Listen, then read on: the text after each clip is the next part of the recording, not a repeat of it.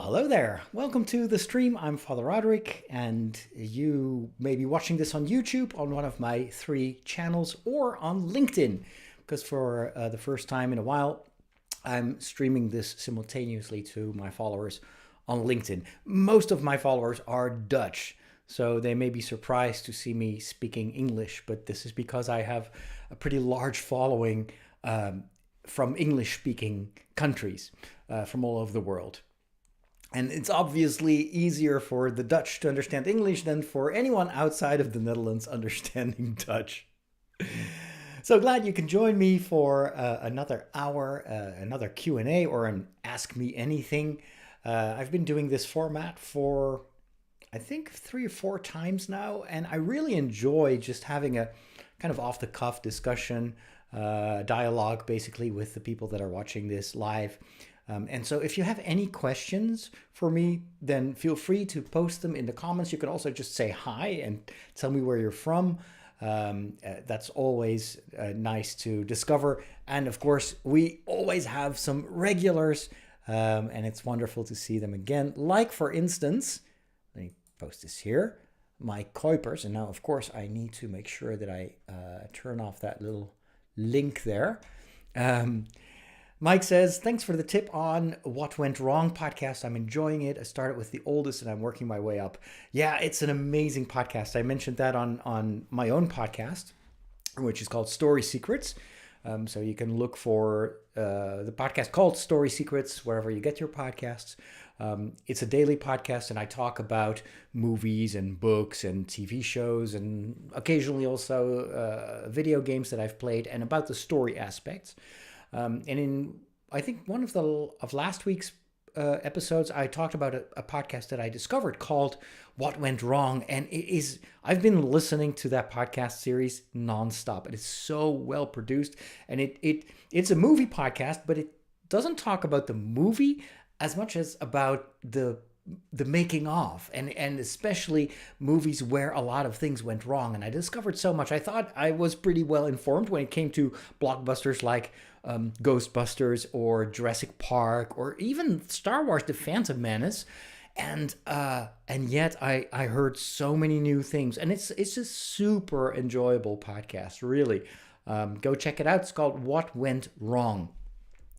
I've got some new questions coming in. Before I answer you, let me set my timer, because last week I went on for almost 2 hours, and I forgot to eat dinner, or my dinner was actually prepared, but it got cold while I was answering questions. So for now, if that's okay with you, I'm setting a timer for 55 minutes, which means you'll hear something beeping, so I can wrap things up and basically have some time to calm down after, because those long streams are very exhausting.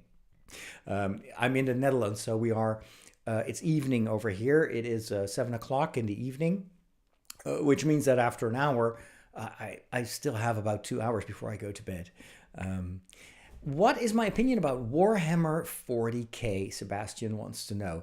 I had the same question last week. The thing is, I've played the occasional Warhammer video game, but I didn't understand the world, and I heard about it later that it's a very, very vast story universe with more than 100 books. I think it's insane. It's interesting. It's intriguing, but it's way too fast for me to want to enter that. I mean, it's like there's too much, and I have so many other stories that I'm currently consuming in the form of a TV show or movies or reading. I do a lot of reading, so I'm actually waiting for the movie. There's going to be a movie based on the franchise. It will start filming this year, and it features the actor who played Superman. What's his name? And The Witcher. Okay, his name escapes me, but you know who I'm talking about. Apparently, he's a huge Warhammer fan and wants to do the franchise justice. So usually films for me are an excellent way to get introduced into the general lore of a story like that, because they dumb it down for people like me. A car enthusiast has a question. what is greed and envy and how to fight it? Is it greedy to want a better and higher paying job, or is it greedy to want to make a company? There's a huge difference between ambition and greed. Greed is basically desiring something that you don't need. And if you want to build a career, if you want to grow a company, if you want to, get a better car, there are lots of good reasons why you want to do this. With greed, it's different. It's trying to accumulate possessions for the sake of accumulating possessions. And I'm not talking about, some people have hobbies where they will collect. I mean, remember the Beanie Babies? That was around the time of the Phantom Menace. That was all the rage in the US, and everybody was saving these Beanie Babies, and they had massive collections. I'm not meaning that. But it's this kind of like scraping and accumulating wealth without giving back, without it having any other purpose than, me. So it's more of a mindset thing. If you are building up a career, or you build a company, or you want to, provide for your family, those are very valid reasons. And in the gospel, obviously, Jesus talks about the wealthy, the rich, and the poor. And the problem is never that someone is rich. The problem is when someone is rich and is able to help the poor and doesn't do it. Someone who keeps everything for him or herself. That is something that Jesus denounces, because ultimately everything that we can accumulate on this planet has been given to us. It's a gift, but it's also a gift that we need to manage. It's been given to us so we can hand it out to others and help other people. So it's all about, if your heart is selfish and it's all about you, there's never going to be an end to your desire for more. I mean, we see this obviously now on the world stage with a lot of these incredibly rich people, and they seem to be obsessed by just getting more power, more money, more gold, more whatever. But they're never happy. They're always complaining. They're always yelling at other people because it's never enough. Obviously, it's never enough, because possessions can never fill your heart. What actually makes people happy is if you give, if you make someone else happy. That is the source of happiness. And as long as your mind is like, oh, it's all about me, maybe because there's a hole in your soul, who knows, you're never going to be happy. That is why in the Bible you see so many warnings against greed. Envy is obviously kind of in the same register. Envy is wanting something that someone else has, combined with this idea that other person has less, deserves less to have that than you. You should have that because you're more worthy than another. So that contains judgment of someone else. Now Jesus says, don't judge, because the measure that you use to measure others will be used for you. And so it's what I think biblical wisdom tries to convey is that ultimately what makes you happy, what makes you fulfilled, is not money, it's not a car, it's not a huge career, but it's being able to help others. And you can do that if you have a penny, and you can do that if you have $1 billion. It's all about how you use what has been given to you. Hope that answers your question. A very good one. Thank you. We've got Binary Brainbow is back. Brainbow, I should say. What is my favorite part about being a priest? And follow-up question, what is my favorite part of the Mass? And Binary says, mine is receiving the Eucharist. A nice question. Thank you for asking. What is my favorite part about being a priest?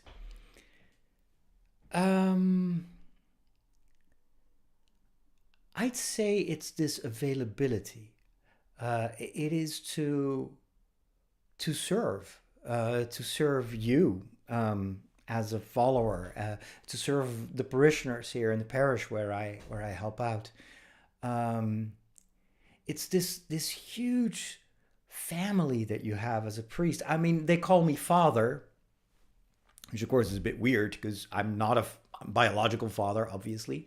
But it does refer to something that I often feel, and that is, I'm a member of a worldwide family of wonderful people, and I can be like a father for them in the sense that I can try to help them, I can try to support them, cheer them on, and also as a priest sacramentally, maybe give them strength by blessing. I can sometimes help people to calm down, to reassure them, and it's always in this conviction that it's not me who is doing this. I'm just a conduit, and what I do as a father is actually what God, our true Father, our only Father, wants to enact in the world, and just the realization that He picked me to be an instrument of His love and His goodness and His, everything that's good about God is humbling. It's very humbling, and it makes for a life that is never boring. It's always full of surprises, and I think I've always experienced it as an adventure that started like the moment I entered seminary, and it's still ongoing. And there's still a lot more ahead of me, and you never know what's going to happen. But I've always been very happy as a priest, and that's a huge gift. It doesn't mean that it's always easy or that it has always been easy, but I have a very strong feeling that I am exactly where I am supposed to be, and that I think is a grace, and it's a huge source of joy. My favorite part of Mass, if I think of myself, what do I enjoy? What do I enjoy the most? Is two things: is preaching, and it is silence. So preaching, it's both me talking and then me shutting up. Those are the two most dear elements of Mass. I love to share stories and to help people to make a connection between their lives and the stories in the Bible. I love doing that. And I cherish the moments where it's all quiet and the choir is done singing and the organist finally stops playing the organ, and then I just take like a couple of minutes, and it's silent, but we're quiet together. It's this because I usually am very quiet here in my house. I am the only person who lives here, and very often, especially in the morning, it's dead quiet. I mean, I put up music later in the day to kind of generate some energy, but there are long times of silence in my life. But it's totally different from silence during Mass, because then everyone together is silent, and there's power in that. Hope that answers your question. Thanks for asking. Let's see. We've got Le Fantôme de l'Opéra. I love that name. The Phantom of the Opera, obviously, as you can imagine. Hi, Father. What are some of your favorite moments from the Lord of the Rings trilogy that are biblically related? Wow, that's an awesome question. There are a lot of biblically inspired moments in the Lord of the Rings, obviously. Tolkien being a very, someone who faith was all encompassing and very important, also very important in his storytelling. A few moments come to mind. I love both Bilbo's and Frodo's vocation. It's that moment that Gandalf shows up, and Gandalf obviously is not a human. He is basically, you could say, a messenger in a certain way of Ilúvatar. Ilúvatar is Tolkien's equivalent of God, the creator. And so he has created creatures like Gandalf to to help the people of Middle-earth, to assist them. And some of them turned evil, and some, like Gandalf, are almost, you could say, the Middle-earth equivalent of angels. Not angels like with wings and everything, but angels in the sense of guardian angels, messengers. And in this case, it's the moment that Gandalf stops by and Bilbo is sitting, in front of his hobbit hole, and it's like, good day. And then you have this whole hilarious conversation between Gandalf and Bilbo. What do you mean good day? And was it a good day because this or that? And then ultimately Bilbo is super confused.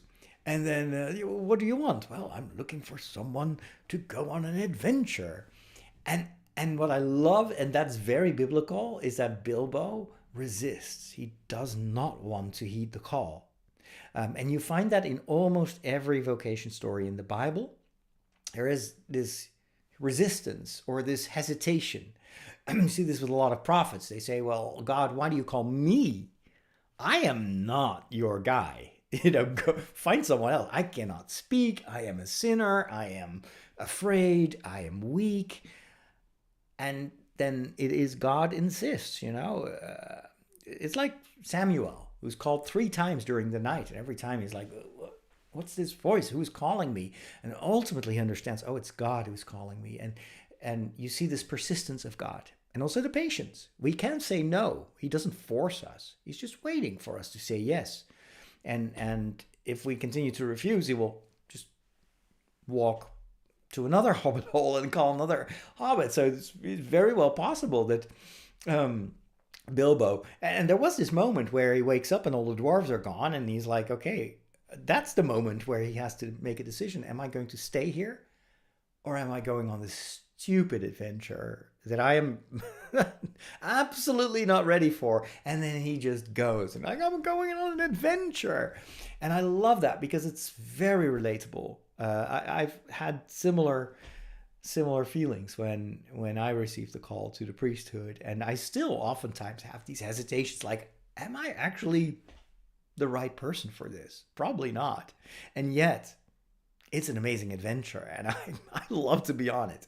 So that's just one example. I also love the theme of mercy, which I think is extremely relevant in today's world, especially when you hear lots of politicians. And when I talk about politics, it's never just about the United States. A lot of people think that I'm an American, but I'm not. I'm in Holland. I'm a European. But you see trends.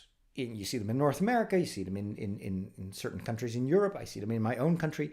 And there's this tendency to say that that empathy and mercy is weak and is wrong, and it's not the way of the strong people. And there is a moment where Frodo is so frustrated with Gollum, and he feels so betrayed and hurt. And out of that hurt and anger, he says, oh man, I wish that Bilbo had just killed this creature. And then Gandalf, this is one of the few moments that Gandalf is angry and is berating him. As no, it's because of Bilbo's mercy that, Middle-earth will be saved. If Bilbo had killed Gollum, then Frodo wouldn't be carrying that ring. And ultimately, and that's, kind of a very biblical theme there, ultimately it's Gollum who destroys the ring. He is the one who grabs it from Frodo by biting the finger off, and then he falls to his death with the ring. If Bilbo had killed Gollum, maybe Frodo now would have been the successor to Sauron. Who knows? It's this alternate universe where Frodo would have been seduced by the ring. And so it's this very deep conviction in the stories of the Lord of the Ring that humility and mercy are exactly the strength that is saving Middle-earth. It's much harder to forgive someone and to spare someone who has deeply hurt you and maybe even threatened you with death. It's much harder to forgive that person than to react in anger.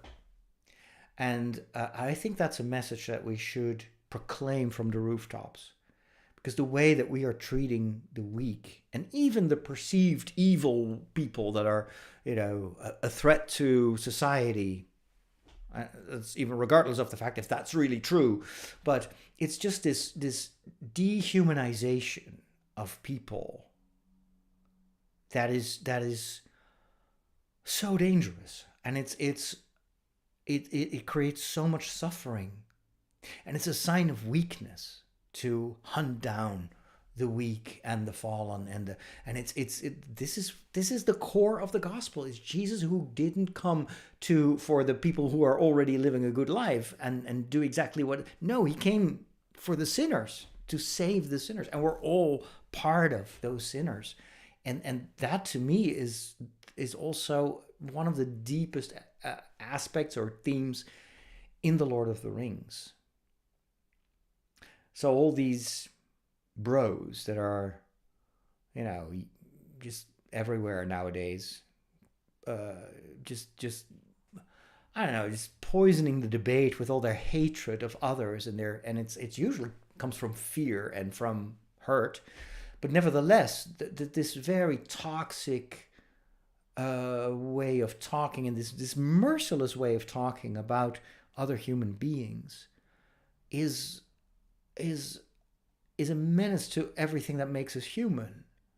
And so I think that Tolkien's message is more relevant than ever.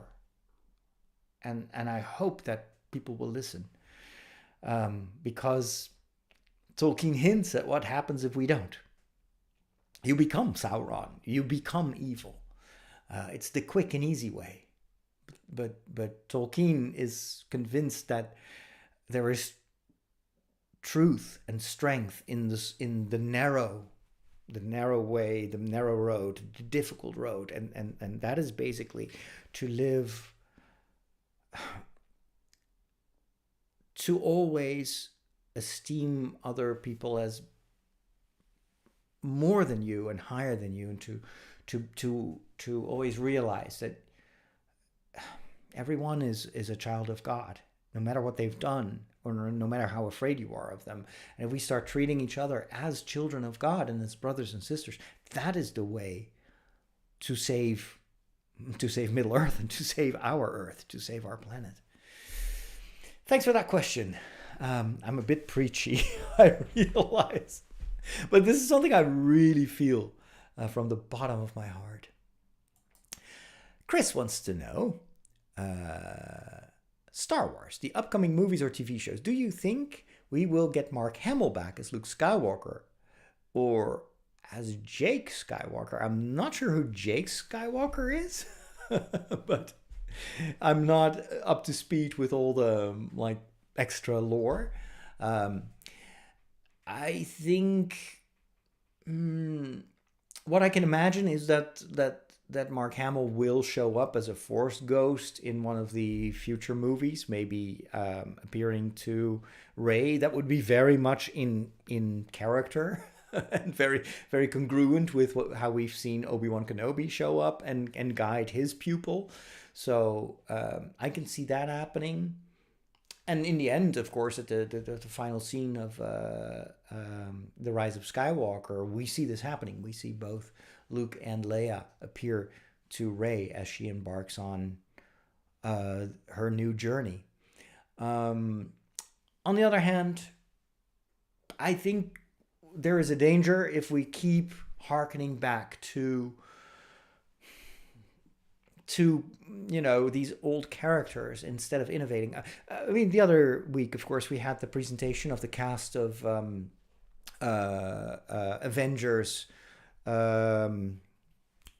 Doomsday, and what struck me in that very long, 5-hour long teaser of who is going to be part of the cast, 2/3 of that cast is all it's all nostalgia. And I mean, from a marketing perspective, I understand that that's how they want to lure back the people that have given up on the Marvel stories. I mean, after the Avengers Endgame, I think a lot of the hardcore Avengers fans kind of abandoned the franchise. It's I don't care anymore about all these stories, and there's too much of it. And so what they're trying to do is to build a bridge so that these people come back, and the only way they can do that is by bringing back all these same actors again. Like even Downey Jr.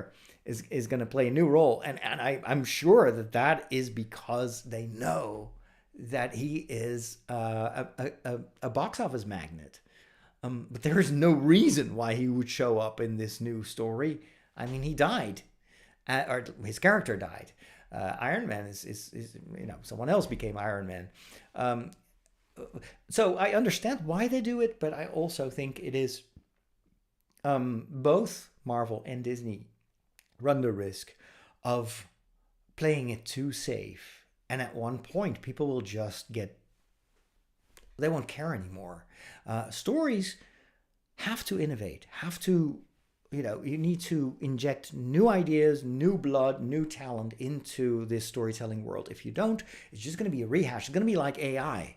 Why is AI ultimately such an empty promise? I mean, we're all like still in the phase of the honeymoon phase. Like, oh, AI, look at what AI can do.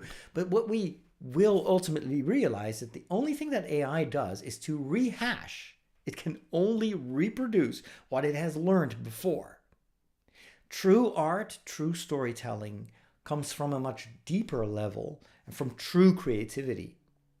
And even though AI can make something seem new, if you dig a little bit deeper, you will find that it's just the same thing over and over again. It's just kind of combining all sorts of stuff so you don't realize it, but it is the same. It's the same food we're eating. It's just that it's done in different proportions. And I think that there is a huge risk that because these movies are so expensive, studios are going to play it safe and safe. Like we were talking earlier about this podcast called What Went Wrong. And what I love is they go back to all the box office hits of the 90s. And even before that, the 80s. It's the golden era of blockbuster movies.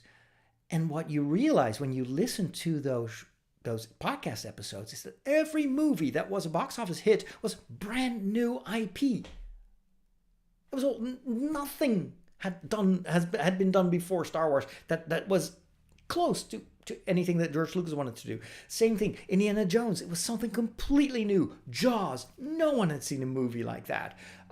Just go on and on and on.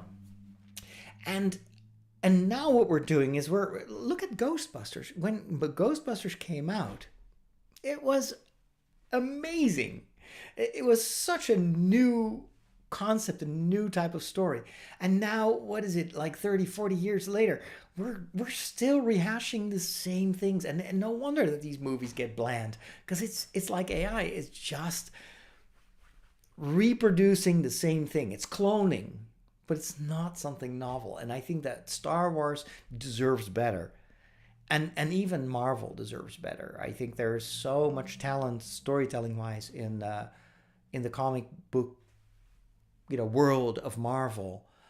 And there's so many iterations of these different characters. But for the movies, they keep going back to, I mean, goodness sakes. I mean, as much as I love Patrick Stewart, but seriously, are they going to bring him back again? I mean, let the man please just take it easy at his age. Why? I don't understand it. So anyway, I hope that what I would wish, talking about Star Wars, and I've said this before in my podcast and on YouTube as well, what I think would be a wonderful experiment is if Disney would hire some young, ambitious filmmakers, like the age of, and maybe also the kind of type of character that George Lucas was, and give them a very small budget. Just give them $1 million, which is very small for Disney. Give them $1 million and say, go make Star Wars. Whatever you want, just do. But make sure that it is within budget and that it is the Star Wars movie or TV show that they've always dreamed of making, and so deliberately choose to give them a shoestring budget. I am convinced that you'd be surprised what they can do, and because then you cannot use I don't know, special effects or hiring all these old actors for insane amounts of sums of money. Then it's all about storytelling. It's all about innovation. George Lucas was basically making an indie movie when he made A New Hope. And that was the strength of the movie. I would just try it out. What have they got to lose? It's only $1 million, you know? All right. Let's move on to another question. We've got Terrell. Sorry, I'm a bit behind on the questions. I'm always a bit verbose when I answer your questions. Terrell wants to know, what are my thoughts on Disney's live-action Snow White flopping at the box office? It saddens me because I love Snow White. What I've seen was just, okay for a kids movie. I think that what's the actress who plays Snow White?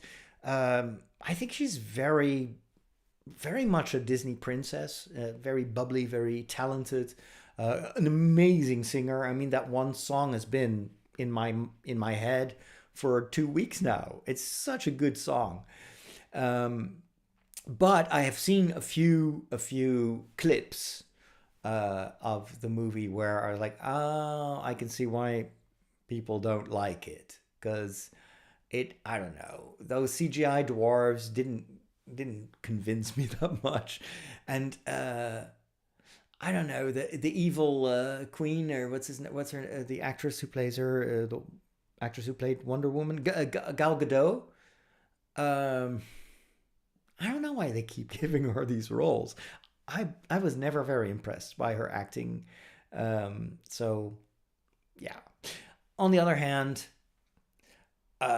these are children's movies, So why would I, as a grown-up, priest of, 57 years old, my opinion doesn't matter because I'm not part of the target audience. So as long as children, as long as families love it, who am I to criticize this? What I do believe is that obviously the whole thing has been politicized, like almost everything nowadays, and that is a trend that I don't like, and I wish would stop. Let the story be a story. And some movies are good and some are not that good, but who cares if there's an audience that likes it? So the whole outrage culture around all these movies, oh my goodness, I disconnect with that. I try to kind of shut myself out because it's like a self-fulfilling prophecy. It's a kind of like negative mindset, and our brains like that. Our brains like anger and discontent, but the thing is we keep repeating these processes, and so our whole brain gets reprogrammed to always look for the flaws and always look for the stuff that makes us angry. Anger can be addictive, and that's just not the kind of person that I want to be. I'm pretty sure that once this is on Disney Plus, I'll watch it and I'll probably enjoy it because I'm very easy to please. I just switched my mind back to the age when I was like 8 years old and I loved all these stories in any form. It's like Star Wars. There is no bad Star Wars for me. There is good Star Wars and there's Star Wars that is maybe not as good, but it's all, for me, it's Star Wars. So do you like fries with mayonnaise? Do you like fries with ketchup? I like fries. And I like fries with mayonnaise a little bit more than I like them with ketchup, but it's just serve it and I'll eat it, and that's kind of, but I'm a bit of a simpleton, so, but sometimes I like, dude, when I see all these debates and all this outrage, I'm thinking, guys, the world is on fire. Is this what you want to spend your energy on? I don't get it. Thanks for your question. Let's see. We've got Beef Stewie, excited to join another live stream. Are you excited for the Nintendo Switch 2 press conference tomorrow? Anything you hope to see? Yes, I'm excited because I love the Nintendo games. I'm a little less excited because I already have a Switch and I have barely had the time to play it. So now that there's going to be a Switch 2, I think that you know I'm going to have a hard time selling my old Switch. Although I heard that the new Switch only has digital games, whereas mine still plays the ROMs. And you can resell those, which you can't do with digital games. So maybe some people will enjoy it. I personally, what I was most excited about was the announcement that there would be a live action movie of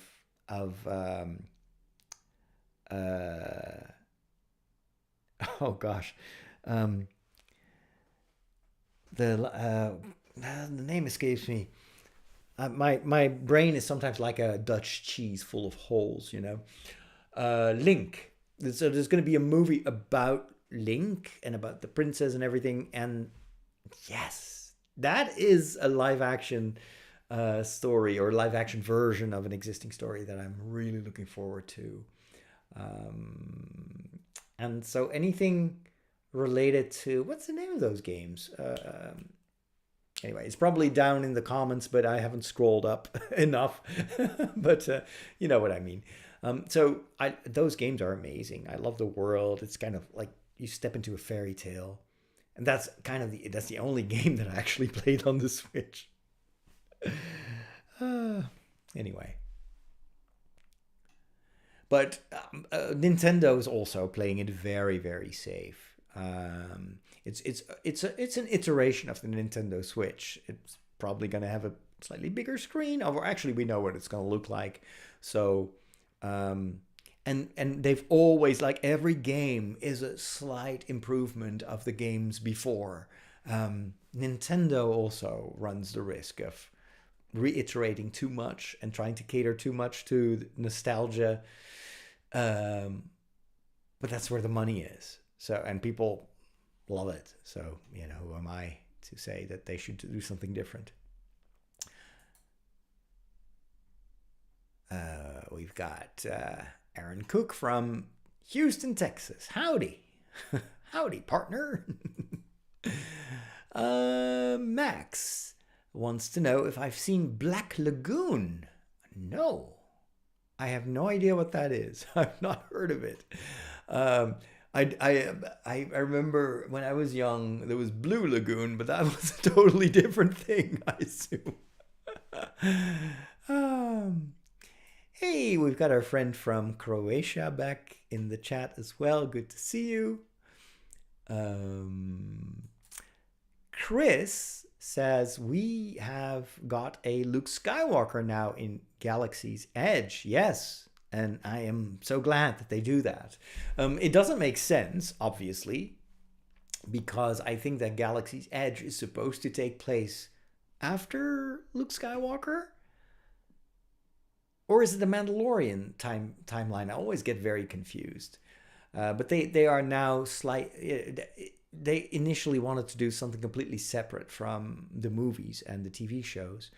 And of course, that was a dumb decision because everyone wants to see R2-D2 and C-3PO and regular stormtroopers. And then instead, they did all the sequel stuff, like the new stormtroopers. And yeah, I think that was a miscalculation. So now they're messing with the timeline. I don't know. They'll probably have an in-universe reason why this is happening. But Luke Skywalker, I think most visitors will be elated. The actors who are playing Luke Skywalker, though, they didn't look anything like Mark Hamill. And that was a bit like weird because we're so familiar with the way that Luke Skywalker is supposed to look. I mean, I don't care who's inside the suit of a Daffy Duck, no, not Daffy Duck, of a Donald Duck or Minnie Mouse or whatever. Because they're costumes, but when someone is actually playing a character that we know so well, it's like all the ladies that play Rey, versions of Rey. It's always like, yeah, has the outfit of Ray, but it's a totally different person. It doesn't, I mean, that would short circuit in my mind. But even if I were a child, I would be like, you're not real. You're not Mark Hamill. That's maybe just me. KM says, I have trouble going to Mass because I can't get along with the priest in my parish. Can you give some options on what to do? This is very common. Thanks for asking that question. You're not the only one. Sometimes a priest can really, may have hurt you, or you don't agree with his style, or maybe even opinions. And then you feel like, I don't like this guy, and yet he's the only priest in the parish. What do I do? Obviously, if there was an alternative in your neighborhood, I would say, go there. Just avoid this particular guy. Because it's more important that you feed your soul than, you show up for this person that you don't care for.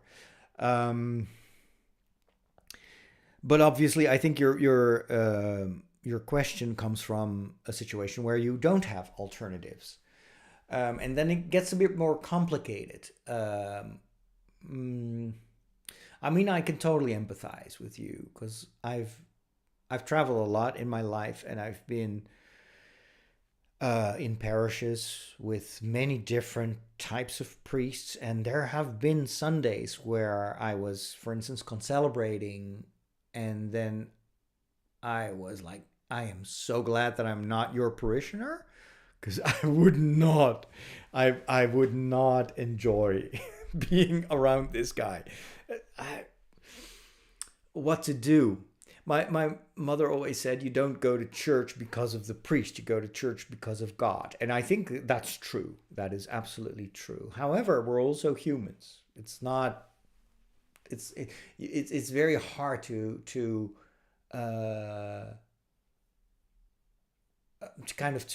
separate the two, because the priest is, of course, very much a leading person during the liturgy. My advice would be, first of all, of course, see if there's an alternative. See if there's any other place that you can go. But if that's not possible, I would say, first of all, bring this before God. Express this in your prayer. God is totally fine if you complain about his ground personnel. I'm sure that there are lots of parishioners here that oftentimes complain about me, and I think that God takes you very seriously.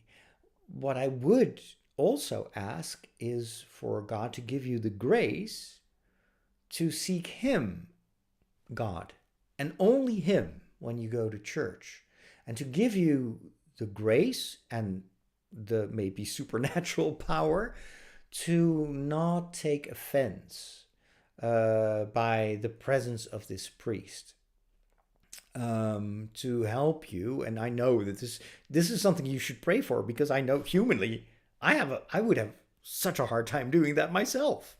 I'm usually very how do you say that? I can be very judgmental. I don't show it, but there are lots of people that get on my nerves, and I try to avoid them as much as I can. But when it comes to Mass, I would say that it's of course not just the priest who wants you to be there. Or maybe the priest even doesn't want you to be there, because it's mutual. That's totally possible. But God wants you to be there, and he wants to reach you, and he's always there as a how do you say that? Like another actor, you could say, in the liturgy. And I keep thinking of this situation that Therese de Lisieux, if I say that in French, sounds nicer than the bastardized American pronunciation. But anyway, you know who I'm talking about. What she describes about her experiences in prayer. She entered the monastery, the convent, at a very young age. Her sisters, her siblings, were also all nuns in the same monastery. And at first, of course, it's wonderful, and I can pray all day, and then she starts to really get irritated by some of the sisters. There are some of the other girls, because they're basically just teenagers. I think she was like 14 when she entered the convent. But some of these girls get on her nerves, and she's like, I cannot stand them. And every time I'm trying to pray, there's this, I see her, and I was so happy to read that, because I was like, this is a saint. Saint Therese Lisieux is considered to be a doctor of the church, and yet so relatable. And so she brings that up as an example that she doesn't know how to manage that, and so she just prays, give me patience, give my heart some peace, let this sister not get on my nerves so much. But her prayer doesn't help that much, because every time she's in the chapel, she gets angry again, and she gets irritated. But what I love about that example is that she uses that tension and that irritation as a road, you could say, to a deeper spiritual life. She realizes that is something where she's very weak, and so she needs God to help her with that. And I think that's the solution. That is, it's totally normal and human that you can't stand that priest. And I can imagine tons of real life examples of priests that I've met, and oh my gosh, but if you're stuck with this guy, I would say let God make the most of that. And another option, but that, you're a better person than I am if you would do that. There is, at least theoretically, an option that you go and see the priest and tell him, just have a conversation with that guy and say, you get on my nerves, and I know I have to respect you, and just explain what's on your heart and talk about it. And if it's like very specific things that he has said or done, you can bring it up. And sometimes, not always, sometimes that will invite someone to do some soul searching, and maybe the reaction will surprise you, because I can tell from my personal experience, I don't always realize when I get on people's nerves. And you sometimes need to hear that from someone else, and then all your defenses get up, and maybe even I get irritated and judgmental. But then you keep thinking about it, and well, you know what? Maybe they have a point. So I don't exclude that would happen. It can also happen, if I'm totally honest, that person will only get madder at you, and it doesn't help. So it's, something to approach with prudence. I've also seen situations where if someone had had a point of contention with a certain priest and brought it up with that priest, the priest would only lash out and react with anger. But then I would say, you know what, that's not your problem. You have been trying to be honest and trying to be charitable and bringing up what is keeping you from going to... if I were a priest and someone came to me and would say, hey, Father Roderick, I have a problem with whatever that you do or say, or the way you behave, but it's really weighing on my heart because it makes me not want to go to Mass anymore. I would be very, I would take that very seriously as a priest, and it would be very hard to hear that, but I would definitely do some soul searching, and especially if that person would give me room to explain, or maybe even ask for forgiveness or what. That could lead to something, I don't know, that would change me, I think. So again, I don't have a cookie cutter response. I'm sorry, but I can empathize with you. I can see how hard that must be. Um, and yet, I also strongly believe that if you bring that to God and together with Him, you try to find a way and you try to find some wisdom in there, maybe things will change. Anyway, I'll keep you in my prayers because that's a difficult situation. Hope that helped. Thanks for asking. Chris says we're getting a new Lord of the Rings movie in 2027. I know. We're getting multiple movies. And I'm excited about it because I trust Peter Jackson.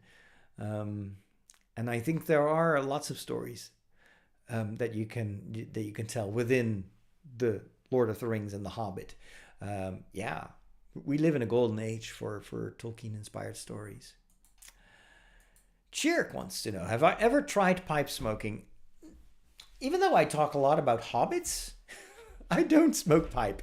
And the reason is very simple. My dad was a heavy smoker, and he smoked pipe and cigarettes and like these small cigars. And it caused permanent damage to my lungs. I'm sorry to say. I'm hyperallergic to any type of smoke. And so if I get anywhere near, and this is even true, unfortunately, of frankincense, I start coughing and it doesn't stop anymore. So it's these bronchi have been damaged permanently. And so they're very sensitive to smoke. If someone walks on the street and can be a mile away from me, and that person is smoking outside in the open air, I will immediately, my nose will start itching, I'll get tears in my eyes, and I have to take a turn and go another way. That's how sensitive I am. So yeah, never tried it, never will try. But thanks for asking anyway. Ruben says the upcoming Lord of the Rings movie is a prequel called The Hunt for Gollum. Yep. You're skeptical? I'm not. I think it's going to be great. And it's going to have Ian McKellen back as Gandalf. It's going to have Andy Serkis as Gollum. I'm pretty sure that Peter Jackson will surprise us. Will it be as good, as popular as the Lord of the Rings movies? No, nothing can top those. But I'm going to watch it, and I'm sure I'll enjoy it. Hello, Misa Bookworm. Good to see you again. Do I love video games like Skyrim? Oh, I adore video games. I play video games almost every evening. I've played Skyrim a little bit. I love these type of games where you're basically RPGs or MMORPGs. I've played a ton of them. I love games where I can just step into a different world.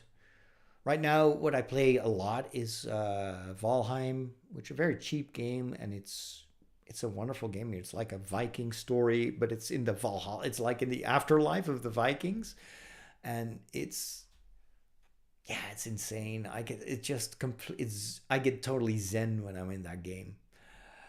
I'm currently playing like 2 or 3 times per week games on the Quest, and so I love those VR games. I've been trying out a couple of them, and they're pretty good. Like the other week, I was playing Assassin's Creed, which is just, oh my goodness, it's so good and it's so immersive. I've always loved VR, but it's now at the point where I'd never thought that I would see games, and these are standalone games. It's not even, if I link my Quest to a good PC, which I don't have yet, I could probably play even better looking games. But the ones like Assassin's Creed are just so real. Like I feel like last week I was in Venice. I was there in this Renaissance castle, and I walked around, and it feels like I've been there. It created a memory that is just as real as any other place that I've visited in real life. I love that. I love games like that. I don't care. Usually I don't care that much for all the gameplay. That's more like, have to go through the motions. But just let me roam the streets of ancient Venice. Sign me up for that. I'll pay for that. We've got Rutger, who wants to know, did you explain to the members of your church that you're writing fantasy books? I write fantasy too, but I'm unsure how to defend my books against critics who claim I'm playing God. Wow, good question. Yes, my parishioners, the parish where I serve in the weekends, they know that I'm doing this. I wrote an article about it in the previous parish bulletin, which goes to, I don't know, 4,000 or 5,000 people. And of course, people know that I love fantasy. I often preach about my visits to fantasy fairs or my encounters with Star Wars fans or so. They know that's my thing. And obviously my story is fantasy, but it's also rooted in medieval history. And it's a very Catholic story. But even if it weren't, I would still have no shame in just saying that I'm writing fantasy. Why? Because I love telling stories. I oftentimes get these snarky comments on YouTube where say, well, of course a priest loves fantasy stories because the Bible, implying that the Bible is also a fantasy book, which, yeah, I know that they're joking, but nevertheless, of course, the Bible is a perfect example of stories that are not just historical stories. They're stories that want to convey something beyond this world. And some people call that imaginary, or you can call it transcendent. But there are lots of dragons and monsters and talking snakes and angels in the Bible. So why do people have such a beef with fantasy? I don't know. Plus, obviously, if it weren't for fairy tales, and that includes stories like Star Wars and stuff, and Star Trek, and you name it, Lord of the Rings. If it weren't for those stories, we would be in a much worse place, because stories are conveying very important values and ideals, and they help us to dream up a world that is better than the world we live in. And so that becomes a motivation for us to change the world. I always refer, when I have these harsh critics, and usually they're from more fundamentalist Christian groups, where everything that's not the Bible is the devil. And it's like, yeah, no, I don't subscribe to that kind of worldview or view of the Bible. But I always refer them to a book that Tolkien wrote about fairy tales. And if you can find it, I would highly recommend you reading it, because it's such a great academic explanation of why we tell. Oh, there goes my timer. Shows me that I need to start wrapping up. But it is it's a wonderful explanation of why we need fairy tales, and why I think, and I've said this to a lot of fantasy writers that I've interviewed, these people are so important. They're prophets. They, even if they're not Christian, but they do something that is fundamental to our culture. And so I would applaud you for writing fantasy. And if your church or the people around you condemn you for it, you have to wonder, is that the group that I want to be part of? I strongly believe that if people don't align with your values, then it's time to find other people, or to surround yourself with other people, because you have the right to share your values without fear of being judged or condemned or marginalized. And if you feel that you are, then that environment is not good for you. And I know it's easier said than done, but surround yourself with fellow fantasy writers. Go join the booktubers and the TikTokers that talk about books. There are lots and lots of amazing indie authors out there. I talk to them all the time as a fellow writer, and it's so encouraging and so wonderful, and you get to appreciate the art of writing even more. And the more you surround yourself with people like that, the less you will care of what other people think of your writing. If they don't understand, if they want to hate you for it, then so be it. So be it. Star Wars reference, sorry. Hope that helps. And let me know what you're writing. I'd love to hear more about that. Let me go quickly through your questions. I'm just going to select a couple of last questions, and then we'll have to answer the rest at another moment. Let's see. We've got some discussions about pipe smoking.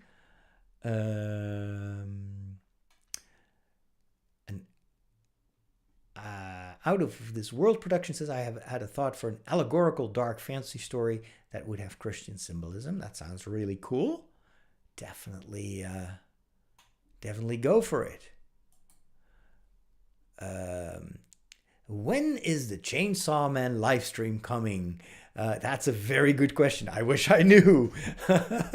I need some more time to, because it's been a while since I watched that, and I am currently following a number of other series that I also want to talk about. But thanks for the, encouraging me to finally put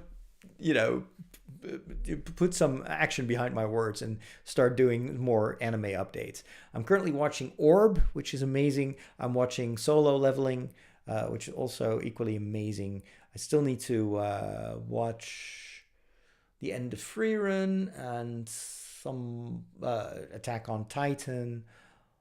But Chainsaw Man is definitely on my list. I love that show. Have I played any of the Fire Emblem games? No, I haven't.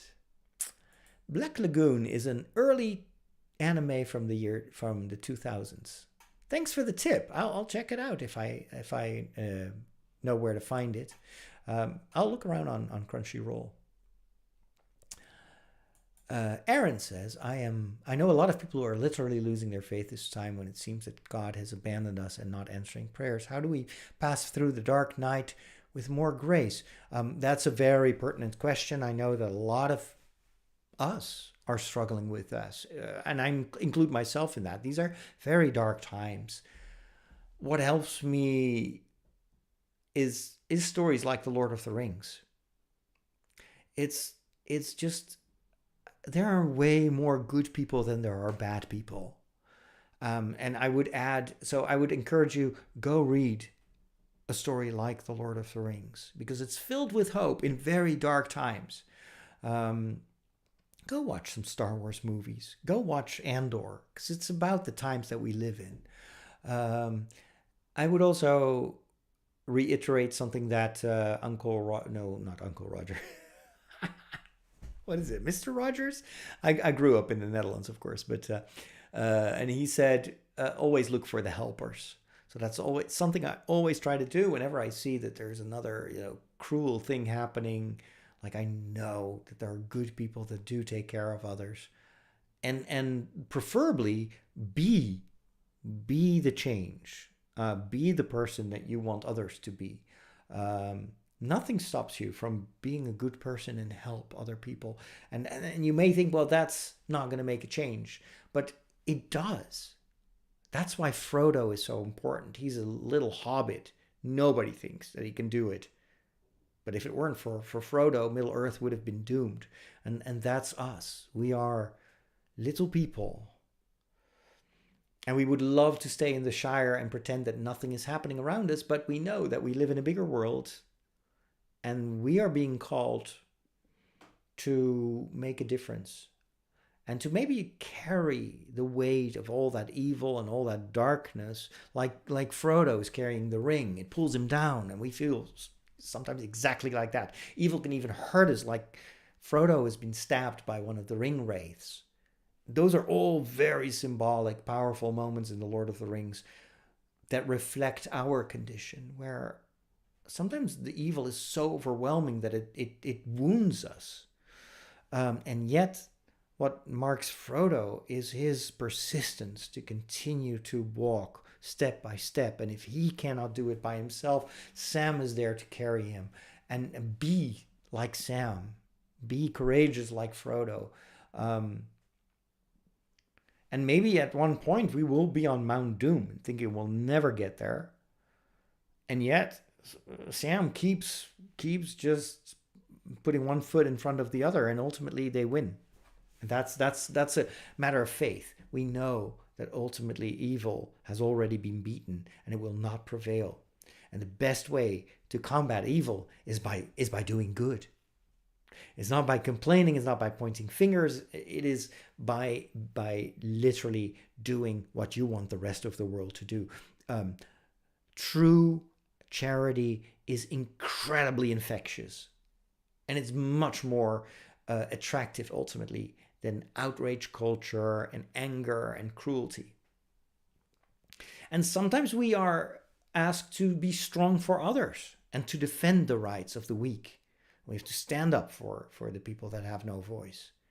That's my responsibility as a media maker, is to give voice to the voiceless. And I'm constantly thinking about ways in which I can do that. And again, I'm just Father Roderick from the Netherlands. Who am I? You know, I get a lot of hate on YouTube from people that think that I should just shut up and talk about Star Wars and not about politics. But I'm like, no, these are times to speak up. These are not times to be afraid. This is no time for escapism. These are times to be courageous and to trust in the values that you cherish, and trust that they are strong enough to win. Yeah, to quote my favorite Galaxy Quest, Star Trek movie, Galaxy Quest, never give up, never surrender. All right. KM says, thank you. Scooter off to a different parish. Yeah, do that. Just try it out. Have I played Death Stranding? No, I do have the game, but I've never played it. I heard it's very good, very narrative. Have I seen the game Atomfall? No, unfortunately not. How can I multitask being a priest and a nerd at the same time? It's very simple. It's by being both at the same time. My mind is not severed. It's not like in Severance where I switch on the priest side of me and then I switch the game side. I'm always a nerd and I'm always a priest. The two, it's like I sometimes feel like the nerd in me is the Force. It's nerdy chlorians. Final Fantasy VII is a beautiful story. Yeah. I got stuck in the first early stages of Final Fantasy VII. And I never played the rest of the game. I just got lost in that, underground town. There was this marketplace and I didn't know where to go. I couldn't figure it out. And I was too lazy to look up a walkthrough. But yeah, I'd love to play the remake. But it's so expensive. How do I keep my purpose and continue moving forward when you're lost and struggling to see which way you're facing? Oh, wow, that's a very good question. When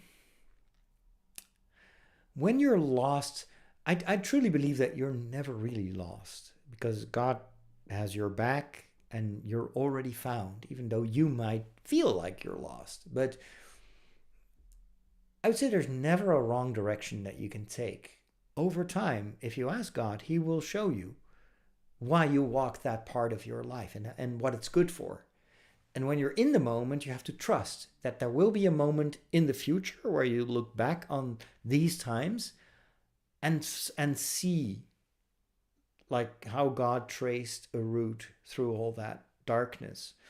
And it helps me to look back on my own life and think of times where I really thought I was lost and it wouldn't get any better.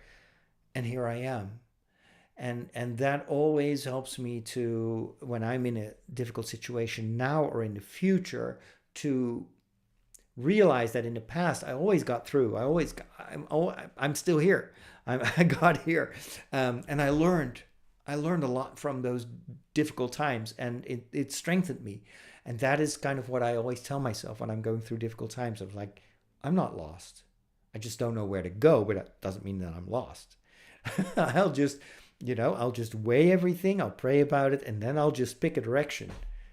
And I'll just ask God to follow me along, or to walk with me.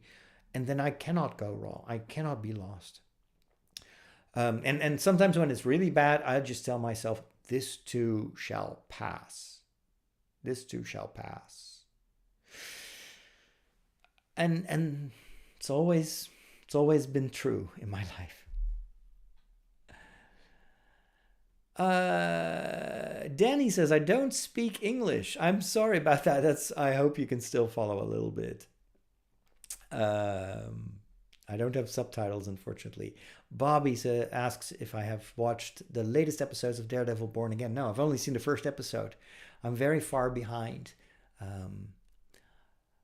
Yeah, I just sometimes, at first I was like, okay, I'm going to do some commentary, but then there's so many others here. I'm Wheel of Time, and I'm watching The Studio, and I'm still catching up on so much anime.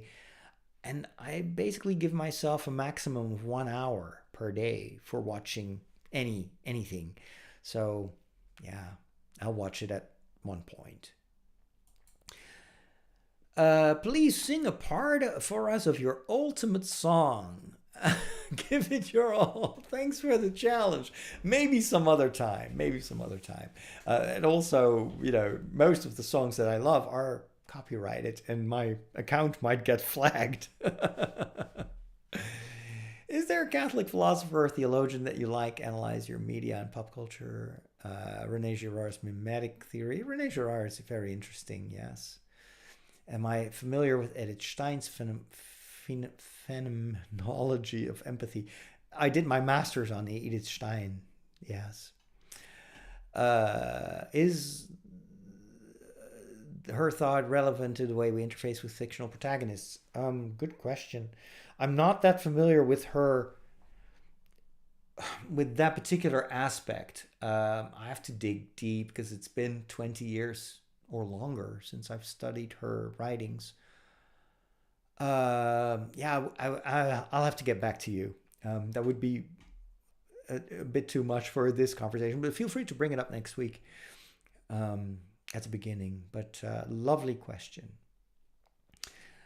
All right. Black Lagoon is on Netflix. Oh, that's good. I'll check it out. Will there be new Lego streams or videos? Maybe.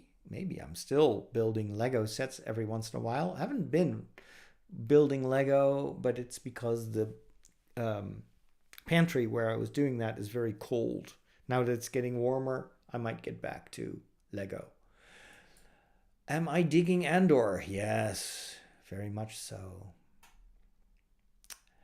See you soon. Wave. Is there any way to go back to the Catholic Insider podcast? I have some good memories from that series, but I can't find it anywhere. It's true, it's not online yet. Well, actually, there is a feed. I've been working on this off and on for the past few months, but it's not entirely complete. But thank you so much for the encouragement, because it's, none of those episodes are gone. They're just not online anymore because that was hosted by SQPN. Yeah, just make sure you are on my Discord server because that's where I usually keep people informed about what I do. And if you want to join the Discord server, I will give you the address right now at the end of this stream. Go to fatherroderick.com/Discord. It's free. It's a wonderful community. And if I have news about the Catholic Insider, and that's also a place where you can remind me of these things, because I have ADHD, so I tend to forget a lot of good ideas, like the moment they're out of sight, out of mind. So thanks for the encouragement. But don't worry, the Catholic Insider episodes are still there. I have them all in a feed. I just need to go through them one last time and put some order in there. Thank you so much for joining me today. I hope you like this. If you want to support my work, you can by becoming a friend of Father Roderick, who is me. And if you want to have more information about that, go to fatherroderick.com/join. And I'd love you to be part of my of my community of friends. I'm signing off. Have a wonderful rest of your week, and God bless.